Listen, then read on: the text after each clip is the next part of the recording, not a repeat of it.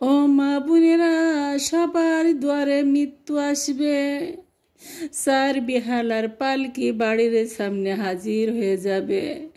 গরম পানি মশারির তলে শুয়াইয়া বড়ইয়ের পাতা গরম জলে চিরদিনের গোসল করাইয়া দিবে।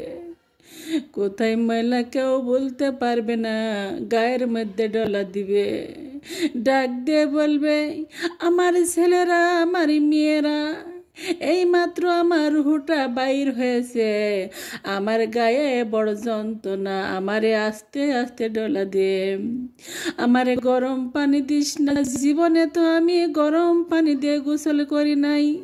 কেউ বুঝে না ও মুসলমান। ওই মৃত্যু ব্যক্তির করুণ কান্না যদি দুনিয়ার মানুষ শুনতে পাইতো গো, এই দুনিয়ার মানুষগুলো হার্ট ফেল করে মারা যেত। জোরে জোরে বলেন আল্লাহু আকবার। গায়ের মধ্যে জোরে জোরে ডলা দিবে। ডাক দিয়ে বলবে, আদরের ছেলে, আদরের মেয়ে, ও আমার আপনজন না, এই মাত্র আমার রুহটা বাহির হয়েছে, আমার গায়ে বড় যন্ত্রণা, আমি সইতে পারি না, আমারে আস্তে আস্তে ডলা দে। কেউ শুনি না। গোসল করানো হয়ে গেল, কাফনের কাপড় রেডি হয়ে গেছে। ডাক দিয়ে বলবে, আমার মেয়ে, আমার ছেলে, জীবনে আমি এমন সাদা কাপড় পরি নাই, আজকে কেন আমার জন্য সাদা কাপড় নিয়ে আসলাম? সেলাইবিহীন কাপড়, যেইখানে সেলাই নাই, কাপড়ের মধ্যে কোনো সেলাই নাই, এই কাপড়ের মধ্যে মোড়াইয়া দিবে বান্দারে, আতর গোলাপ লাগাইয়া দিবে। ডাক দিয়ে এমন ভাবে চিৎকার মারবে, কেউ শুনবে না, কেউ বুঝবে না। বান্দাকে কাফনের কাপড় দিয়ে পায়ের বান্ধনটা যখন দিতে দিবে, যখন দিতে যাবে, তখন চিৎকার করে বলবে বান্দা, ও ছেলেরা আমার, ও আমার পাটা তোমরা বান্ধ না। এই পা দিয়ে আমি তোদের জন্য কত কষ্ট করতাম, এই পা দিয়ে আমি মাঠে গিয়েছি, এই পা দিয়ে আমি ব্যবসা বাণিজ্য করার জন্য হেঁটে গেছি, কত কষ্ট করেছি বাবা, আমার পায়ের বান্ধনটা তোরা বান্ধিস না। কেউ বুঝে না, কেউ শুনে না, চলে যায় হাতের বান্ধনটা দিতে।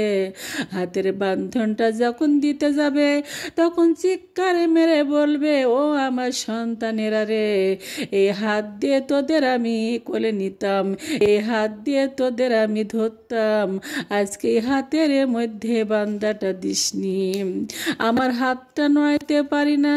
চোখের পানি ছেড়ে এমন ভাবে চিৎকার মারবে, দুনিয়ার মানুষ যদি ওই চিৎকার শুনতো, দুনিয়ার জীবিত মানুষগুলো হাট ফেল করে মারা যাইত। এবারে চলে যাবে মাথার কাছে, মাথার মুষ্টিটা যখন বাঁধতে যাবে, চিৎকার মেরে বলবে, ও আমার সন্তানেরা, ও আমার বিবি, ও আমার ভাই, ও আমার বন্ধু, ও আমার স্বামী, ও আমার মুখটা তোমরা বেঁধো না, আমারে অন্ধকার চিরবিদায় করে দিও না। আমি এই মুখ দিয়ে তোমাদের দেখতাম, এই চোখ দিয়ে তোমাদের দেখতাম, কেউ বুঝে না, কেউ শুনে না।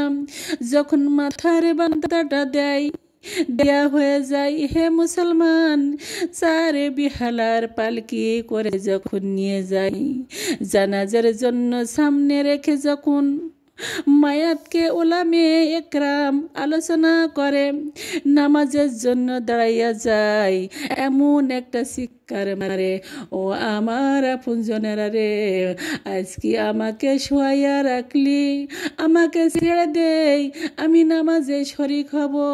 সবাই যার যার মতো যখন জানাজা শেষ হয়ে যায়, কেউ বুঝে না। কবরে যখন নিয়ে যাই, কবর পর্যন্ত মুদ্রা চিন্তা করে, আমার আপনজনের আছে, আমার ছেলে পাশে আছে, আমার মেয়ে পাশে আছে, আমার স্বামী পাশে আছে। মুদ্রা তখন কান্দে না, মুদ্রা তখন আফসোস করে, আমারে এটা করে দাও, আমাকে ওটা করে দাও।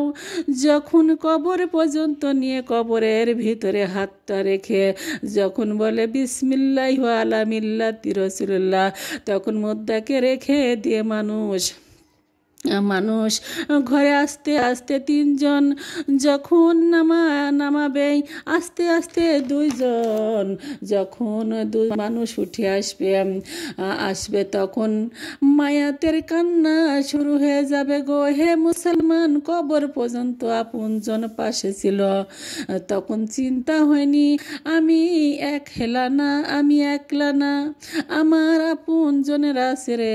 যখন কবরের ভিতরে থুইয়া বাঁশগুলো দিয়ে ঢাকা শুরু করে দিবে, চিৎকার মারবে আমার ছেলেরা, আমার মেয়েরা, আমার আপনজনেরা রে, আমার বন্ধুরা, আমার স্বামী, আমার বিবিও, আমার আপনজনেরা, আমার আপন ছেলে মেয়েরা, সবাইকে রেখে আমি বিদায় হয়ে গেলাম। আমারে কেউ নাই রে, আমারে কেউ নাই রে।